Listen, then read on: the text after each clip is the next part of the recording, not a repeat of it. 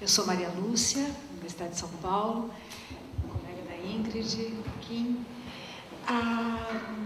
Florian, eu queria começar, eu vou falar devagar para você poder traduzir. Eu queria começar agradecendo a clareza da tua explanação e o fato de você ter traçado os campos que estão envolvidos dentro do conceito pedagogia do teatro, ao mesmo tempo em que você levanta problemas sobre a própria definição desse campo. Florian, vielen Dank für die Klarheit deiner Exposition und für die Markierung der verschiedenen Felder und Probleme. E nesse sentido, já que a Ingrid propõe que nós tentemos pensar com você possíveis coincidências ou diferenças em relação ao Brasil ou a São Paulo, que nós conhecemos melhor, e a Alemanha, eu gostaria de dizer duas palavras. Was jetzt die Koinzidenzen oder die Gemeinsamkeiten oder Ähnlichkeiten betrifft zwischen Deutschland und Brasilien, beziehungsweise São Paulo, dazu jetzt einige Bemerkungen.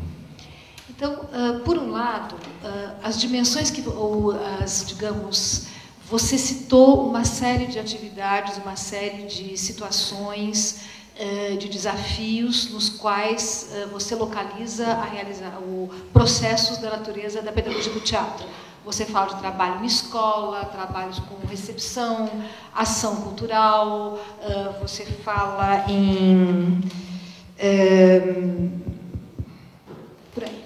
Você cita essas circunstâncias e elas acontecem em São Paulo de uma forma cada vez mais intensa. Dentro da área da ação cultural, nós temos experiências interessantíssimas, dentro de escolas também, dentro e fora do currículo. Então, nesse sentido, me parece que a situação que a gente está vivendo em São Paulo é bastante similar, em termos de campos cobertos, às situações vividas na Alemanha. Was jetzt die verschiedenen Felder betrifft, so hast du ja konkrete Beispiele genannt, vor allen Dingen auch die Arbeit in den Schulen, und da gibt es Gemeinsamkeiten mit der Situation in São Paulo. Por outro lado, você citou uma série de manifestações muito recentes da cena, que se observam na Europa e no Brasil também, que configuram novos desafios e novas interseções entre a pedagogia e o teatro, como, por exemplo, o teatro documentário, biografia, o site específico, intervenções urbanas, etc. Ja, und du hast auch viele Neuerungen erwähnt, wie zum Beispiel das biografische Theater, Biografico, Teatro biográfico, teatro documentário, das dokumentarische Theater, intervenções urbanas, site específico, ja, etc, etc. Also Interventionen in der Stadt und so weiter. E nós temos, dentro da Universidade de São Paulo, dentro do pós-graduação em artes cênicas, algumas pesquisas muito interessantes sendo feitas sobre esses temas. Justamente pessoas, estudantes que vêm se perguntando se processos de trabalho rápidos e compactos, como é o caso das intervenções urbanas, por exemplo, podem transformar as pessoas e como essa transformação de caráter estético poderia eventualmente acontecer em processos rápidos e que têm uma característica muito singular. Und da sind verschiedene Forschungen in der USP dazu im Gange, gerade für Interventionen in der Stadt. Und die Studierenden fragen sich, welche Resultate bei so kurzen Interventionen überhaupt zustande kommen können.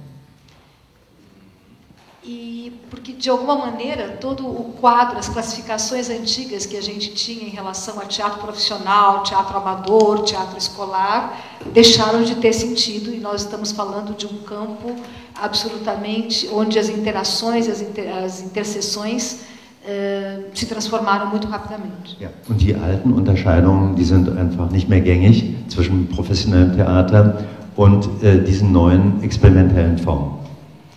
O fato é que há muitas, eu estou chegando no final, há muitas manifestações contemporâneas de teatro que têm em si um potencial pedagógico absolutamente nítido.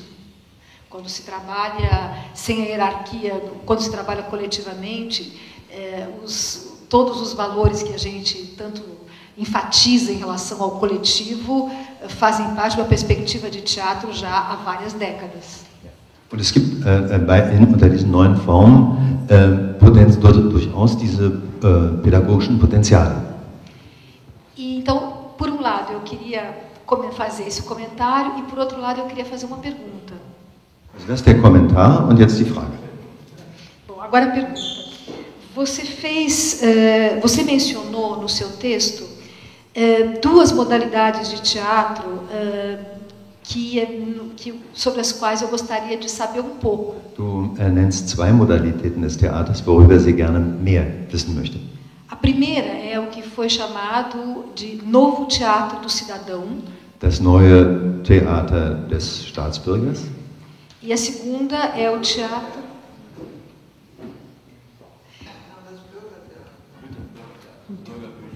Tá.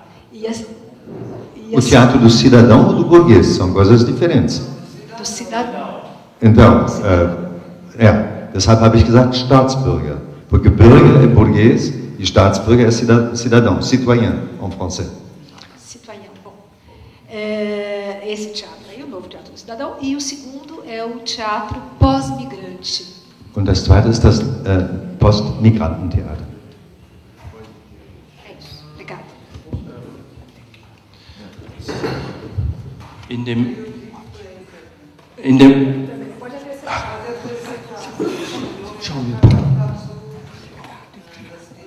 ja. Also in dem ersten Teil war ja auch eine versteckte Frage bzw. ein Problem angesprochen. Ich will erst darauf eingehen, nämlich das Problem ob die Resultate bei den städtischen Interventionen, dass diese Resultate so kurzlebig sind.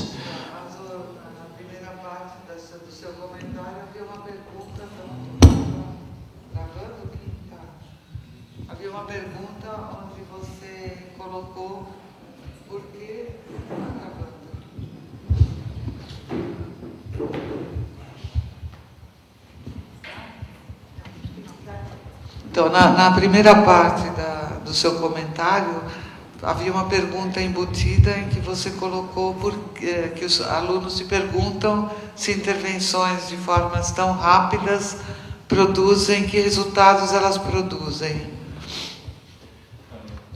Die Frage der Nachhaltigkeit im Theaterspiel ist ein ganz grundsätzliches Problem, weil wenn wir Resultate sehen, sehen wir sie häufig also sehr positiv, sehr lebendig. Es gibt aber eben wenig Untersuchungen und da müsste man sehr lange darüber diskutieren, wie weit es eben eine Nachhaltigkeit gibt, also eine längerfristige Veränderung im Bewusstsein, im Verhalten der Agierenden, der Beteiligten. Então, a questão em torno assim, da duração, da pertinência daquilo que é aprendido é uma questão muito complexa no teatro, porque é difícil de ser comprovada e schwer zu beweisen. Ich habe auch diesen einen Satz gesagt, man darf Theater und Theaterpädagogik nicht idealisieren. Das meine ich in dem Sinne, dass Theater und Theaterpädagogik viel bewirken kann, aber wir sollten uns nichts vormachen, sie kann Politik nicht ersetzen. Então, ele também tinha feito o comentário de que nós não devemos idealizar o teatro, a pedagogia do teatro, e não nos iludir, porque a pedagogia do teatro não pode substituir a política. Zu den beiden konkreten Fragen.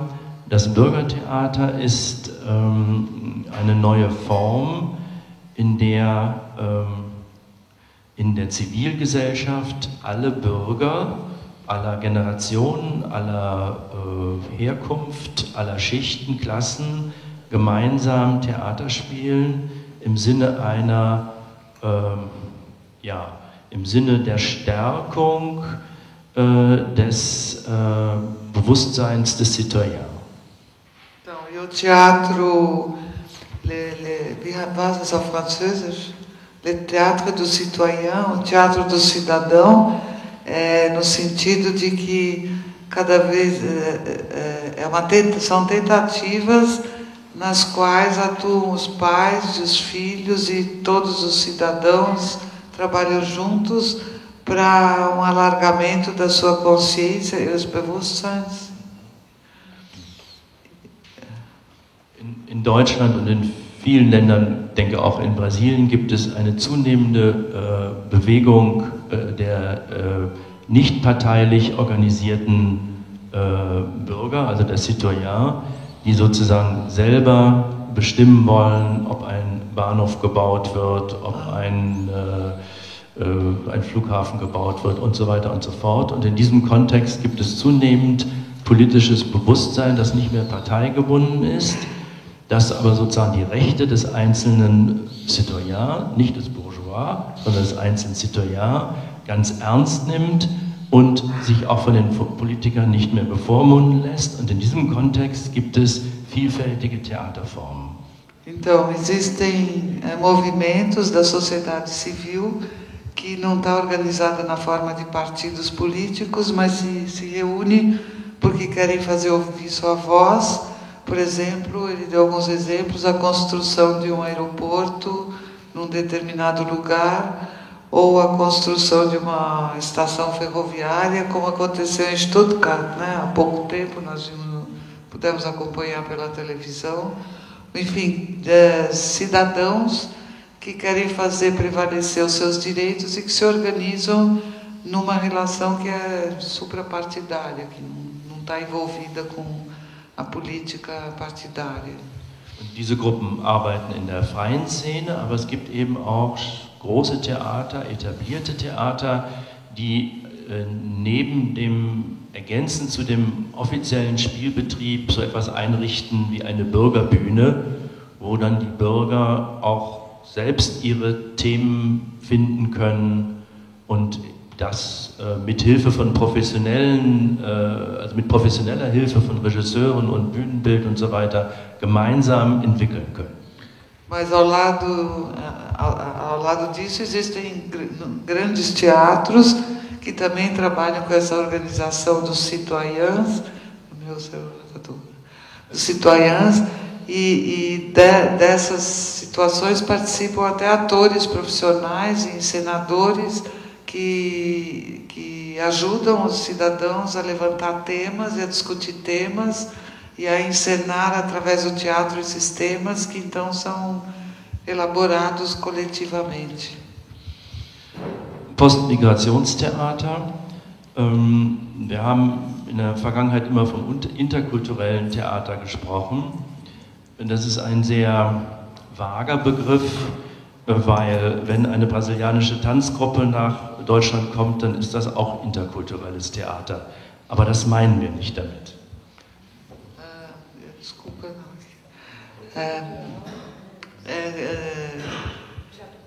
Teatro pós-migrante é sentido muito amplo. Nein, nochmal, wir haben eigentlich immer vom interkulturellen Theater gesprochen. Nur der Begriff interkulturelles Theater ist sehr vage. Er heißt ganz viel. Er heißt, zum Beispiel, wenn eine brasilianische Tanzgruppe nach Deutschland kommt, dann wäre das auch ein interkulturelles Theater. Oder wenn in einer Gruppe wie bei Peter Brook alle Schauspieler der verschiedensten Nationalitäten sind, dann ist das auch interkulturelles Theater. Aber das ist ja auch nichts Negatives, aber gibt eben sehr unterschiedliche Formen vom interkulturellen Theater. Und es geht uns in Deutschland eigentlich vor allen Dingen darum, eben die Mitbürger mit verschiedenem Migrationshintergrund in den Theaterprozess zu integrieren.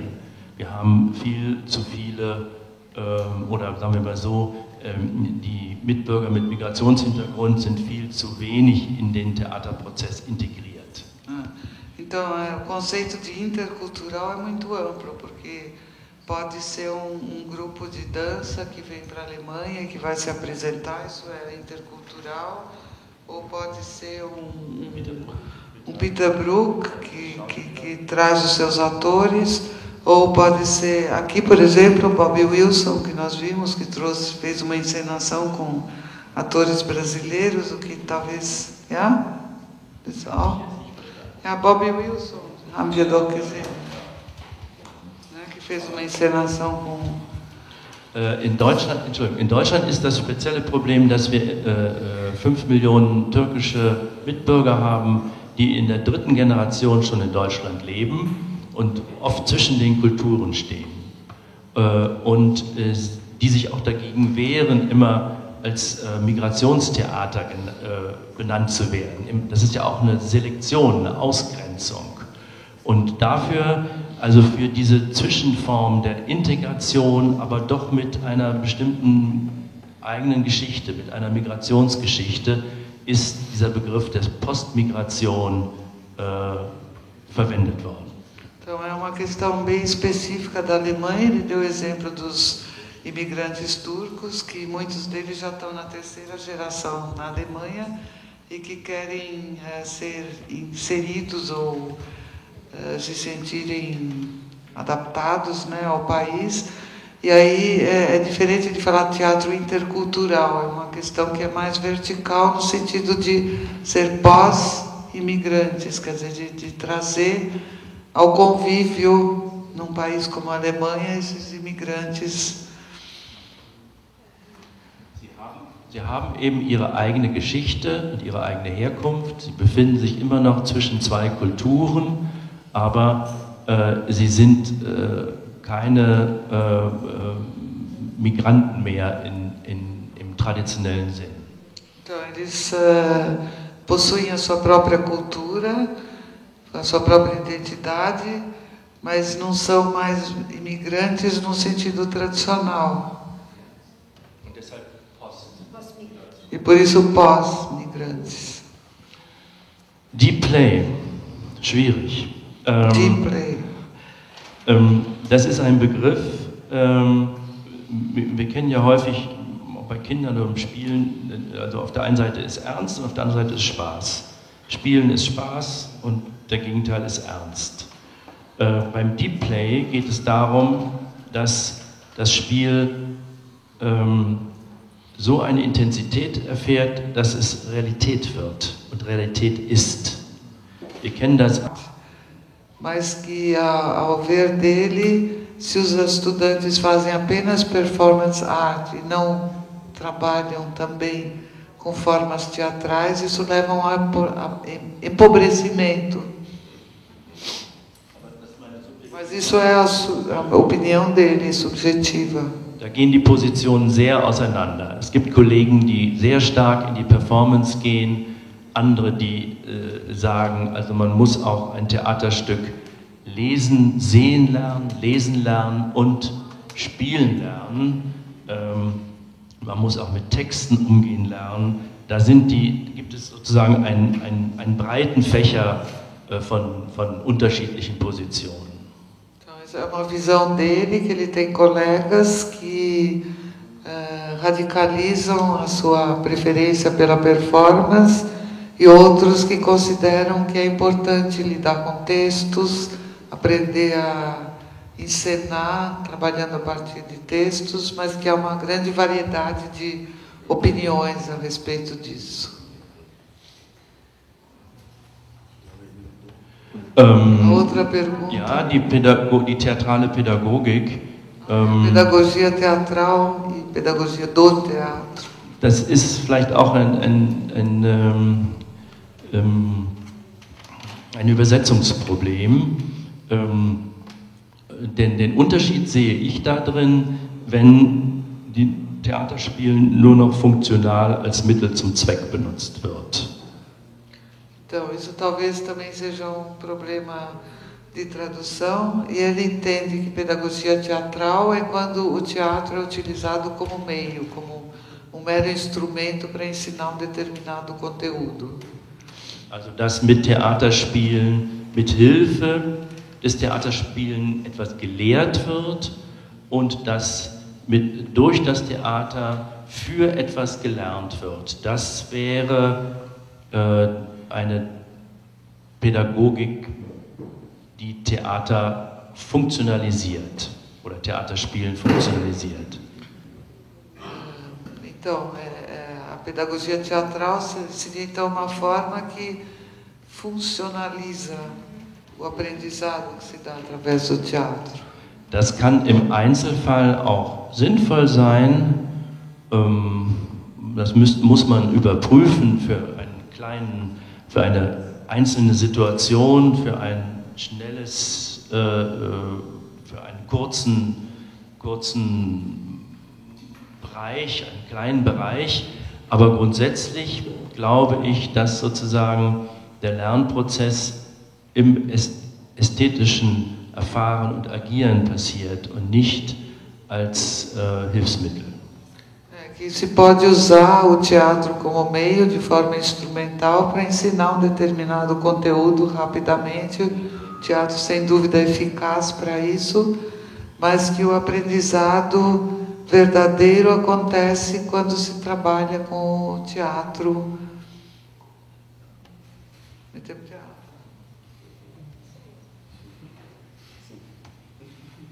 Gostei muito da minha tradução.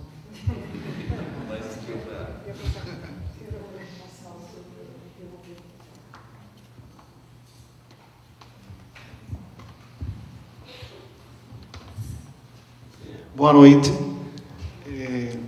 Para mim, que não sou brasileiro, o encontro ha sido muito interessante porque acontecido 3 traduções de alemão a português e de português a espanhol. Então, eu agradeço muito sua conferência, para mim é muito importante. Also auch hier Dank an dich und wir haben ein Dreieckspiel nunmehr. Sim. Para os cubanos, a Alemanha tem uma tradição no âmbito da pedagogia teatral. Ja, also für die Kubaner hat Deutschland ja eine Tradition der Theaterpädagogik. Frag mal, ob DDR-Deutschland oder... Qual a Alemanha? A Alemanha tudo, não? Das Ganze, ja. Sendo mesmo por traspasso generacional ou por uma sistematização dos critérios do diretor cênico. Qual foi o primeiro? Also eine Systematisierung der Theaterregisseur e o primeiro? Traspasso de geração em geração. Ach so, ja. Und der Übergang von Generation zu Generation. Also Generationenverhältnis. Também conhecemos que tem uma tradição na pedagogia teatral com crianças. Eu lembro o centro de Lingen. Auch mit Kindern, Beispiel Lingen. Então, eu queria perguntar para você como acontece a relação entre a formação teatral infantil e o discurso teatral que é emitido na cena. Ja. Wie nun die Verbindung zwischen der Arbeit mit Kindern, Theaterarbeit mit Kindern und dann IA-Szene, depois... Como é a relação entre a formação teatral infantil, ja, also die Bildung der Kinder im Theater e o discurso teatral emitido na cena, a encenação. Ja, und der Theaterdiskurs auf der Bühne. Tá, essa é uma pergunta. Das ist die erste Frage. A outra pergunta Moment. Então eu vou repetir. Você queria saber a relação entre a formação teatral da criança e o desempenho dos atores em cena. É isso, né? Então, die Beziehung zwischen der Theatererziehung für Kinder und dann von dem, was die Akteure auf der Bühne realisieren. Die Erwachsenen. Os adultos. As crianças. As próprias crianças. As próprias crianças. Nee, die Kinder selber. Also einmal wie sie ausgebildet werden und dann, wie sie sich auf der Bühne dann darstellen, als Schauspieler. Como as crianças se apresentam como atores no palco. Tá. Qual é essa relação? Yeah.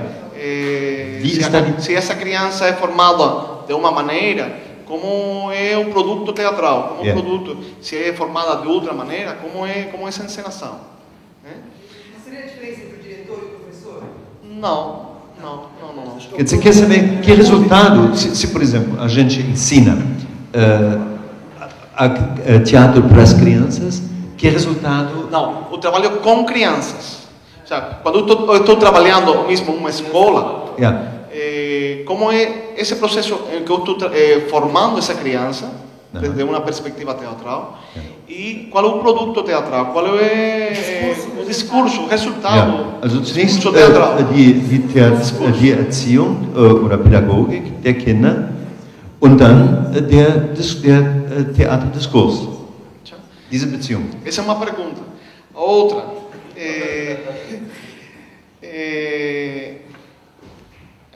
você falou a relação entre a pedagogia teatral e a performance, ao princípio. Unterschied jetzt Theaterpädagogik und Performance. Nochmal zurück. Então, eu queria, se é possível, que você pensar um pouquinho como as performances políticas, você que mora num país que antigamente foi comunista e capitalista, não? Como as performances políticas han incidido nas pedagogias teatrais e como as pedagogias teatrais han incidido nas performances políticas. Und die Wechselbeziehung also zwischen Politiker-Performance und Theater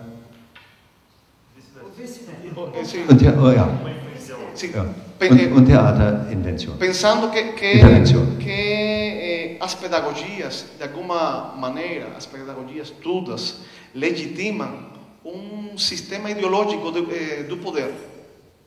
Weil da ja auch eine ideologische Komponente reinspielt.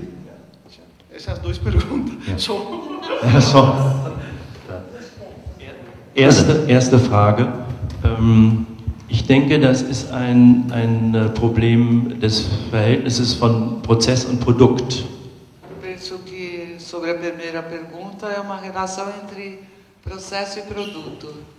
Wenn ich stärker prozessorientiert arbeite, dann ist sicherlich eine Aufführung notwendig, aber die Aufführung ist gegenüber dem Prozess nachrangig, sekundär. Quando eu trabalho orientado pelo processo, ele tem maior peso e o produto se torna até secundário. Diese Kinder spielen im Grunde oder haben ihre Lernprozesse im Spielprozess für sich selbst mit der Gruppe, auch wenn sie am Ende eine Aufführung machen. Então essas crianças, elas jogam para si mesmas ou jogam em grupo, mesmo que elas façam uma apresentação final, não é esse o objetivo. Ein ganz anderer Vorgang ist, wenn ein Regisseur, Theaterleiter eines Kindertheaters mit Kindern etwas erarbeitet und der Arbeitsprozess eher sekundär wird und das Produkt dann öffentlich vielfach aufgeführt wird. Das ist eine andere Akzentuierung. Outro acento quando, por exemplo, um encenador de teatro trabalha com um grupo de crianças e pretende com isso levar uma encenação que vai ser mostrada em público. Então é uma outra direção no trabalho com as crianças. Für mich selbst ist eigentlich eher die stärker prozessorientierte Arbeitsweise das Interessante. Die produktorientierte Arbeitsweise mündet häufig in Ergebnissen, die dann sehr leicht auch kommerzialisiert werden, zum Beispiel. Então, para ele são mais importantes trabalho orientado no processo, porque muitas vezes o trabalho orientado em produtos com criança pode levar a um resultado facilmente submisso a questões de ordem comercial, enfim. Die zweite Frage ist viel schwieriger zu beantworten. Ich habe versucht, ein Modell zu skizzieren, das Walter Benjamin von Asialatsis übernommen hat, das sie wiederum nach der russischen Revolution ausprobiert hat. A segunda pergunta é mais difícil de ser respondida.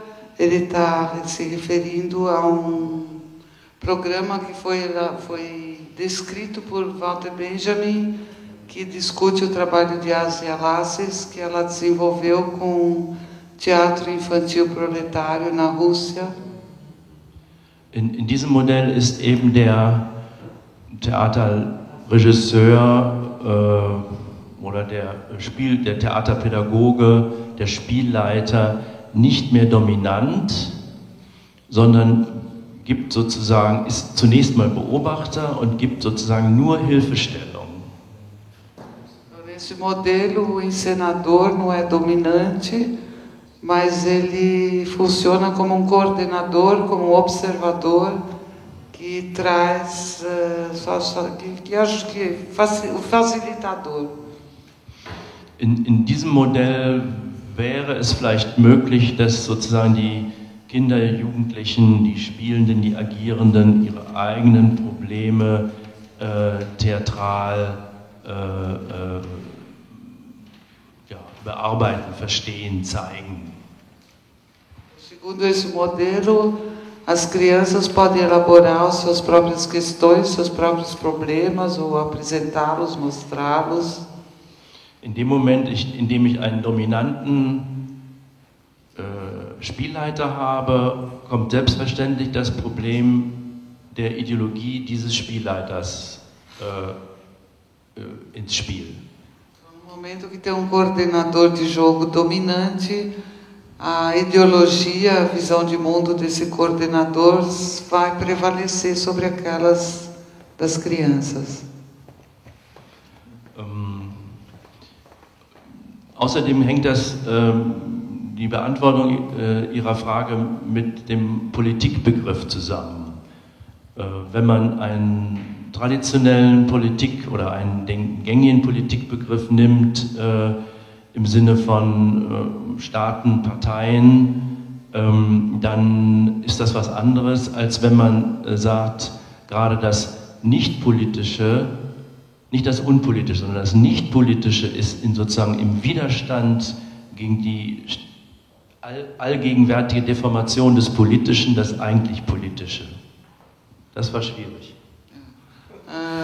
Então, quando você toca na questão política, não se trata para além da política partidária ou aquilo que se entende por política como aquilo que é a política, das was anderswertig, que é diferente, que é o não dito, o não.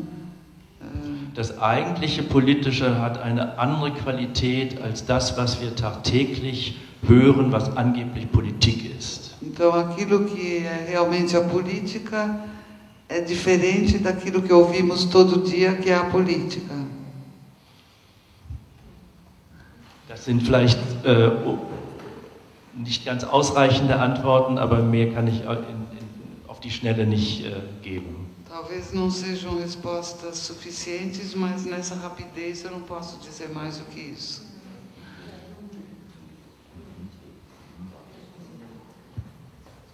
Alguém mais tem uma pergunta urgente? É um pouco parecido, mas é que eu queria saber a diferença.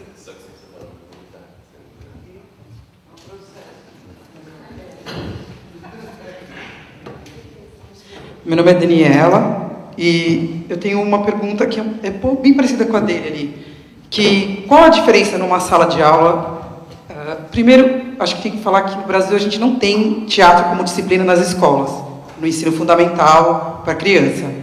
Also hier in Brasilien gibt es nicht das Theater als Unterrichtsfach. Und sie möchte jetzt wissen, der Unterschied zwischen Theater im Unterricht, also in der Schulstunde, und a diferença entre teatro na sala de aula e... E aí, a minha pergunta assim, dentro de um contexto de crianças, numa comunidade, como eu posso dizer, uma comunidade com um índice de violência. Also Kinder, jetzt geht es Kontext, wären Kinder in einer Gemeinschaft, wo die geprägt ist durch Gewalt.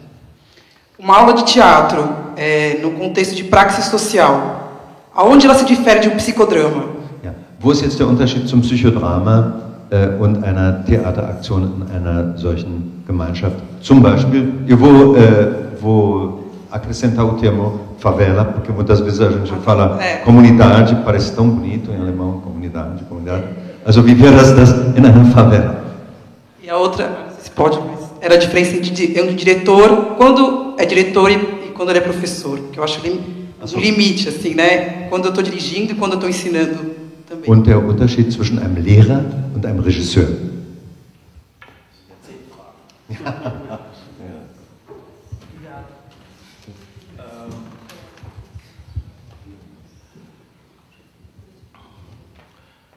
Wir sind in Deutschland sehr froh, dass in den letzten Jahren, Jahrzehnten neben Musik und bildender Kunst ein drittes Schulfach Theater eingeführt worden ist. Nós estamos muito felizes na Alemanha que, ao lado da música e das artes visuais, foi inserida uma terceira área, que é o teatro.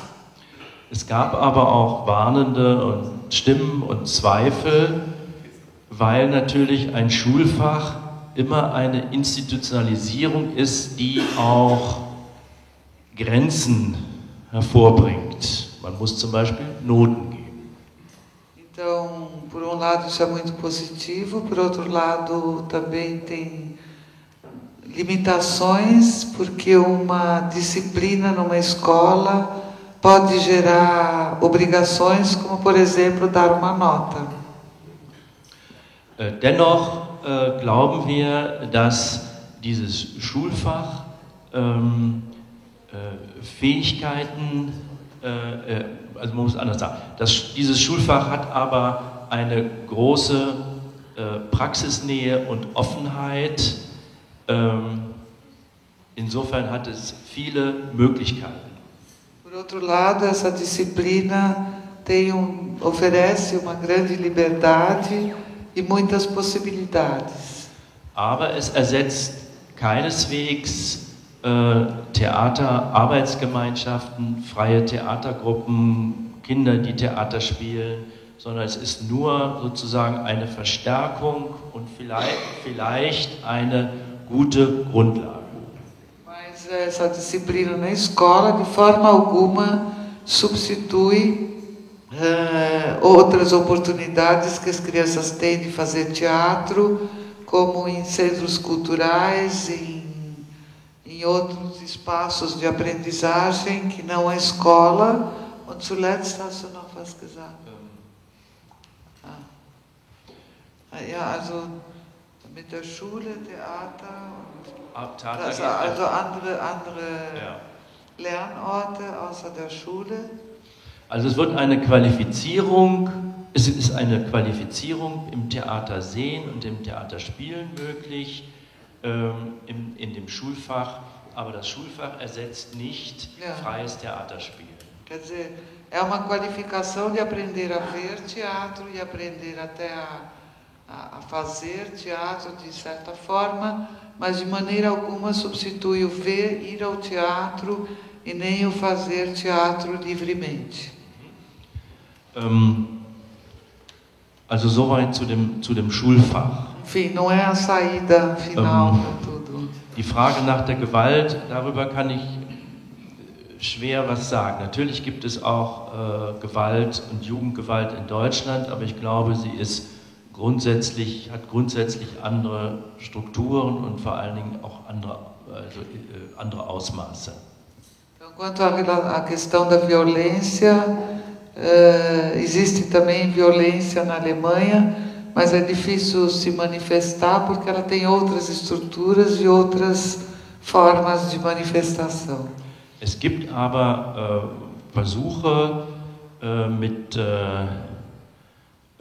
Jugendlichen mit Migrationsgeschichte, die mehrfach straffällig geworden sind, Theater zu spielen, die sehr positiv gewesen sind. Diese Jugendlichen haben ihr Sozialverhalten verändert. Por outro lado, foram feitos trabalhos com pós-imigrantes através do teatro, com resultados muito positivos, porque esses imigrantes ou novos imigrantes modificaram suas atitudes através da experiência de fazer teatro. Oft reicht ja schon, wenn Ihnen endlich jemand mal zuhört, jemand für Sie da ist, wenn Sie eine feste Gruppe haben, wenn Sie wertgeschätzt werden, wenn Sie sozusagen Achtung bekommen, wenn Sie sozusagen ihre eigene Wertschätzung erfahren. Das reicht ja oft schon und das findet in Theatergruppen ja häufig oder zumeist statt. Então, muitas vezes é o suficiente que haja alguém que esteja ouvindo essas crianças, o que promove a sua autoestima, os valores. Então, já isso é importante em si. Beim Theaterspielen hört Ihnen endlich mal jemand zu, sonst hört Ihnen nämlich niemand zu. Porque ao fazer teatro tem alguém que está ouvindo eles e muitas vezes eles não têm ninguém que os ouça. E aqui eles têm também a oportunidade de estar num grupo, de estar, né? Zu dem Psychodrama, ich finde, Psychodrama ist etwas, nach meinem Verständnis etwas ganz anderes, ist sozusagen auf ein Individuum bezogen und eine spezifische Form, eine spezifische therapeutische Form für ein Individuum, also zur Therapie. Com relação ao psicodramas, para ele o psicodrama é algo de cunho terapêutico que se refere ao indivíduo e para o seu próprio conhecimento. Und bei allen den theaterpädagogischen Versuchen, an denen ich in irgendeiner Form beteiligt war, haben wir eine scharfe Trennung gezogen, weil wir nicht therapeutisch ausgebildet sind. Nos grupos nos quais ele trabalha, se faz uma divisão nítida entre teatro e terapia, porque eles não têm uma formação terapêutica. Weil wenn in diesem Theater, was gelegentlich einmal passiert, aber wenn sozusagen solche Grenzen überschritten werden, kann man häufig ohne therapeutische Ausbildung das Problem nicht auffangen. E muitas vezes quando se transgride os limites dessa relação terapêutica, depois fica difícil elaborar e trabalhar sem uma formação específica para tanto. Von daher sprechen wir lieber mit Brecht von Selbstverständigung oder Selbsterfahrung, aber nicht von Therapie. Então, nesse sentido, eles preferem falar com Brecht de conhecimento de si mesmo ou de uma experiência do que de terapia. Tinha mais uma pergunta? Es ist noch die Frage zum Lehrer und Regisseur. Ainda tem uma pergunta sobre o professor e o diretor. Ele vai responder.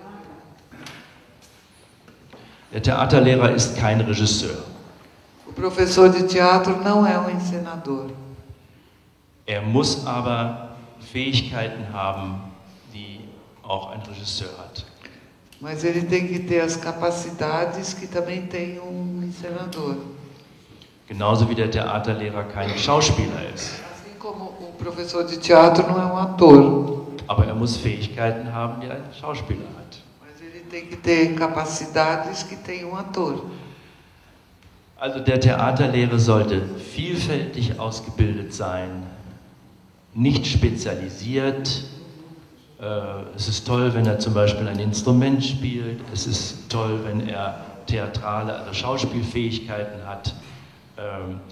Es ist wichtig, dass er mit Texten umgehen kann, aber er muss kein Schriftsteller, kein Regisseur, kein Schauspieler sein.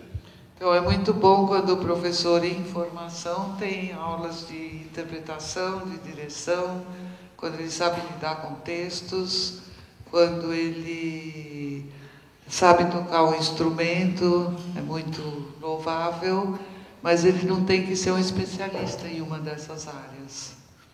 Mas ele tem que ter as capacidades. Also er muss viel mehr können als der Experte, aber er kann überall eigentlich weniger. Então ele tem que saber muito mais do que o expert em uma das áreas, mas ele pode,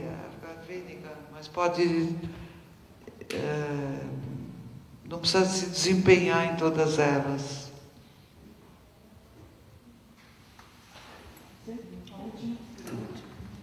Natália?